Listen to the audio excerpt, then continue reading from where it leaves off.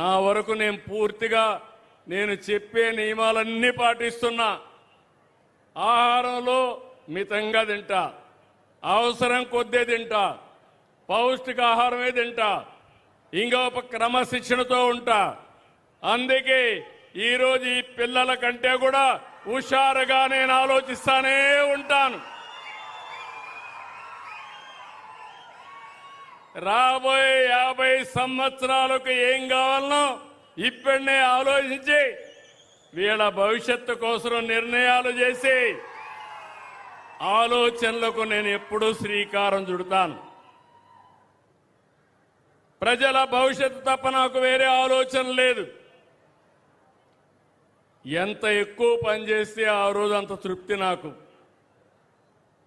ఈ జిల్లాలో పుట్టాను, మీ కళ్ళ ముందు పెరిగాను, అనునిత్యం నేర్చుకున్నాను, ఇప్పుడు కూడా నేర్చుకుంటూనే ఉన్నా.